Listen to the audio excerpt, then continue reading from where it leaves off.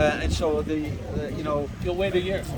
that's correct. And so and I think you heard the speaker say at the press conference that he's because this was certainly a private conversation I had with the speaker, but he felt as though, at least he said publicly, that he's more than willing to entertain that idea. We'll see where we are on the budget cycle, coming into next year.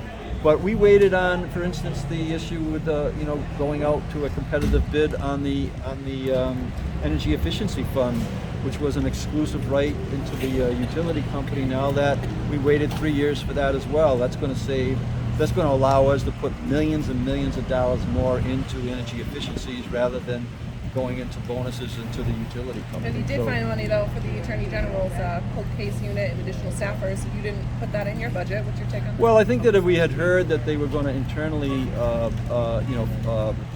pay for those staff members, which that's ended up, it's not general, I'm told it's not general fund being used, it's funds that the Attorney General actually has in his office. If I had heard that proposal, then we would have thought a little bit differently about it. I just did not want to expand the footprint of our departments or to the degree that he was asking for. But at this point in time, it's not going to impact the general fund. And if I knew that, if our office knew that I think we would have had a different perspective. Why weren't you told about it? Well, I don't know. But all I know is that as it turned out, it's not going to have an impact on the general fund. And then it seems like there's a multi-year strategy to pay for those positions out of the Attorney General's office. At least that's what I'm being told. That has the funds that he has got internally on cases that he's won some money on. Governor, we have an issue with homeless situation, but also immigrants coming from New York to the state of Rhode Island. How are we going to handle the flow of immigrants coming to the state of Rhode Island in the next 3 months? Well, we're going to do exactly what we've been doing, whether it was Ukraine or Afghanistan. I've said this over and over again. Rhode Island will do its part, and we'll work with the different immigrants that come in or different people who have been displaced out of their countries. But we're not going to do more than our part. We're just going to make sure that we contribute into the overall effort to take displaced people who are coming from situations in their countries that are just certainly not livable, and that they're here in Rhode Island, and we're going to deal with, work with them. But we expect that the entire country should, do this part. We'll do our part as we have in the past. Governor, the tangible property tax exemption started out at $100K, ended up at $50K. That's an important tax for small business, a big part of your portfolio. What happened there? Well, I think that is a really good start. I mean, but like I said, budgets are. I've gone through many budgets as a mayor. Now this is my third budget as a governor.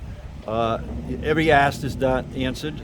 In this case, you're right. This is a really good thing for the small businesses. I mean, that certainly was a trade-off on the sales tax, and I think that they were equally as important. This is going to help close to 75% of the small businesses or the businesses in the state of Rhode Island deal with a tangible tax. So there was a great deal of tax relief in this budget, and I think that it's a good budget. That's a good piece of legislation that I supported, that the Senate President brought forward. You and some of your fellow governors have signed a letter opposing banning books in libraries and so forth.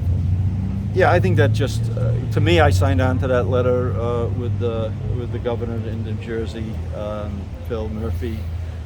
It's just a statement just saying, look, let's not recreate history. Let's tell our history. Let's be proud of it. Let's make sure that everybody knows what's happened as we were founded in our country and as we go forward. So I think that was the intent of that, is that let's make sure that we don't alter our history books for the sake of any reason at all other than just being honest with people. All right, How Steve, important is this?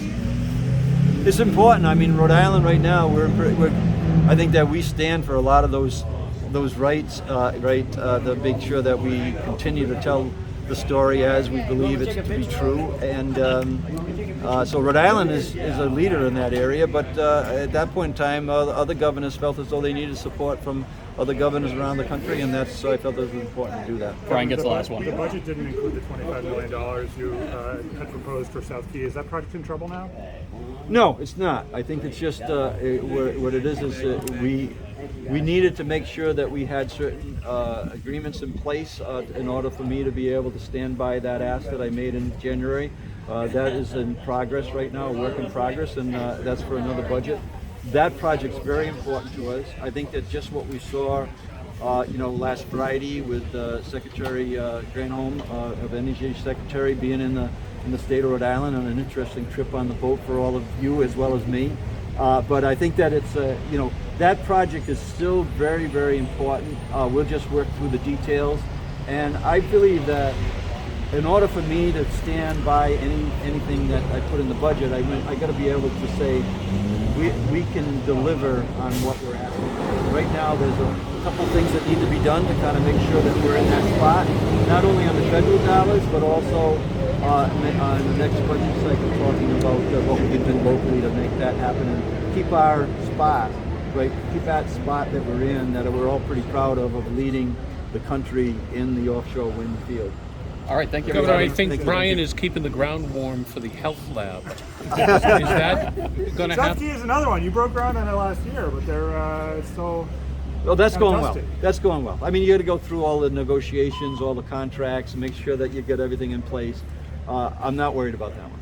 Which one? Are we not worried? The health lab that Health Steve lab. has done. They're Yeah. keeping Are you it worried about I'm South Key? good with then? the Does health- that mean What's you're worried- that? Does that mean you're worried about South Key? No, I'm not worried about South Key, and the same I'm not worried about Tidewater. I think that there's flexibility that we put in the budget this year to make sure that we keep that project going, and it will. And that project is still under construction, and it hasn't stopped, and it's not going to stop until they actually.